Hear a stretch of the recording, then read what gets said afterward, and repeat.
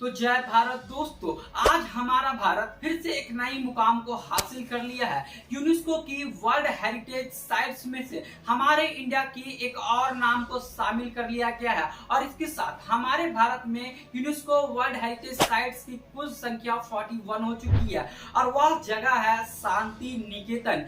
और यह अनाउंस किया गया 45वें सेशन में, जिसमें वर्ल्ड हेरिटेज की कमेटी सऊदी अरब रियाद में बैठ के फिर से नई साइट्स का सिलेक्शन कर रही थी। उस समय यह बताया गया कि भारत का एक और साइट अब वर्ल्ड हेरिटेज साइट में होगा और इसी के साथ भारत में अब कुल वर्ल्ड हेरिटेज साइट्स की संख्या 41 हो जाएगी। और सब कुछ जुड़ा है रविंद्रनाथ टैगोर जी के लाइफ से। इसके सबसे बड़े नॉवलिस्ट रविंद्रनाथ टैगोर जी का सबसे बड़ा सपना आज पूरा हुआ और वो सपना क्या था, हम आगे इस वीडियो में बात करेंगे। अब काफी लोग रविंद्रनाथ टैगोर जी को इसलिए जानते हैं क्योंकि उन्होंने इस देश के लिए नेशनल एंथम और नेशनल सॉन्ग लिखा था, लेकिन आपको नहीं पता होगा शायद, तो मैं आपको बता देता हूँ। रविंद्रनाथ टैगोर जी का एक बहुत ही बड़ा सपना था कि पूरा वर्ल्ड हमारे भारत से जुड़ा हो और इसके लिए उन्होंने 1921 में एक बहुत ही बड़ी सेंट्रल यूनिवर्सिटी विश्व भारती यूनिवर्सिटी की स्थापना की थी और इस यूनिवर्सिटी का मकसद ही था कि पूरे वर्ल्ड को हमारे भारत के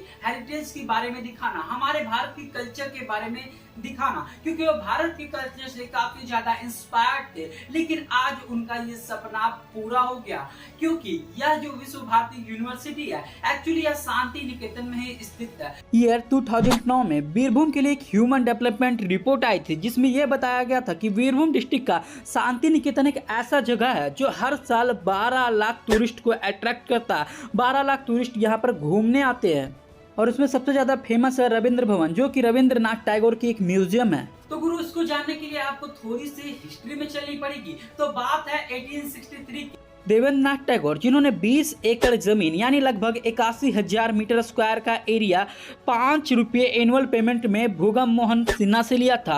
और ऐसा इसलिए हुआ था क्योंकि उस जमीन पे 2 चैटिम ट्री थे जिसे एस्टोनिया स्कॉलर्स यानी विद्वानों की पेड़ कहा जाता है।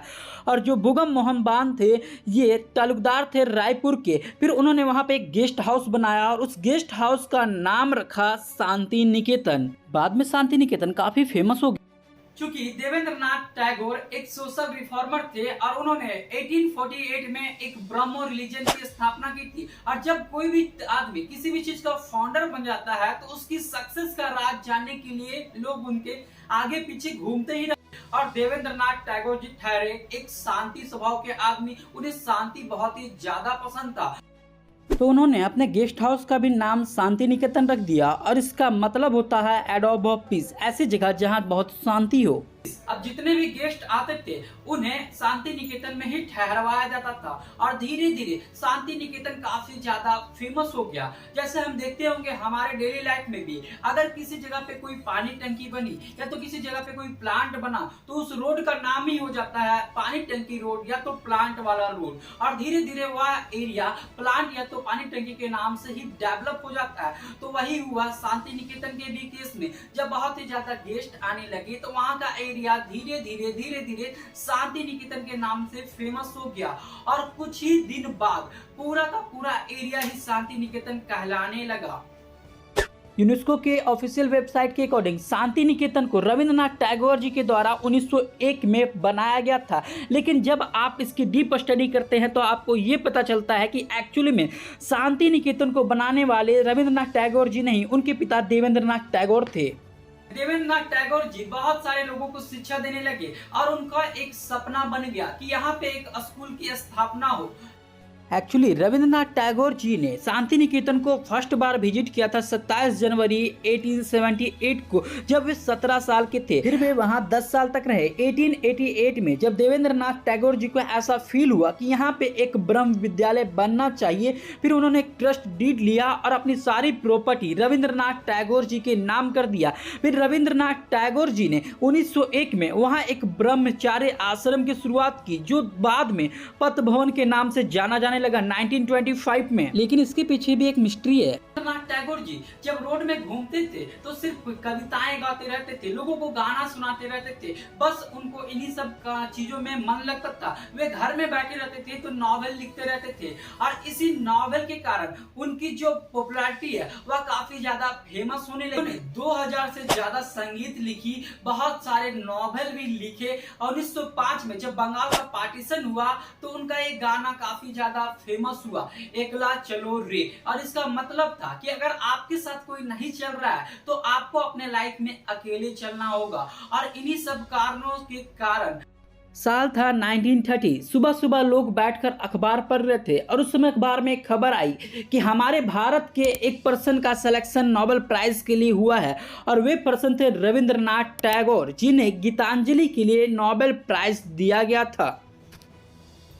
फिर 1950 में किंग जॉर्ज V के द्वारा उनको बुलावा आया और वह इंग्लैंड चले गए। इंग्लैंड जाने के बाद उन्होंने इतने अच्छे अच्छे नॉवेल्स के बारे में जब लोगों को बताया तो किंग जॉर्ज V ने उन्हें नाइटहुड की उपाधि दी। लेकिन जब वे फिर से इंडिया आए, इंडिया आने के बाद जब जालियांवाला बाग हत्याकांड हुआ तब उन्होंने अपनी नाइटहुड की जो टाइटल्स है उसको त्याग दिया, क्योंकि वे महात्मा गांधी के बहुत अच्छे दोस्त थे। आप ये कुछ पुरानी फोटोज देख सकते हैं जिसमें महात्मा गांधी और रविंद्रनाथ टैगोर दोनों एक साथ बैठे हुए हैं। दोनों के विचार भी काफी ज्यादा मिलते जुलते थे, वे दोनों हमेशा मिलते रहते थे और चर्चाएं करते रहते थे। क्योंकि जब आप शांति निकेतन घूमने आएंगे तो आपको ऐसा फील होगा कि मैं उस जगह पे खड़ा हूँ जो एक्चुअली में 1863 में बनाया गया था, क्योंकि यहाँ जो 2 चैटिम्स की ट्री है अभी भी खड़े ही हैं और इस चैटिम्स की ट्री को वेस्ट बंगाल का स्टेट ट्री घोषित कर दिया गया है, क्योंकि एक विद्वानों की वृक्ष है, विद्वानों की एक पेड़ है। तो दोस्तों शांति निकेतन इसी सब कारणों की वजह से आज वर्ल्ड हेरिटेज साइट में शामिल हुआ है। तो दोस्तों कैसी लगी हमारी ये वीडियो, और रविंद्रनाथ टैगोर पे एक स्पेशल वीडियो बनाई जा सकती है जिसकी रिसर्च चालू है।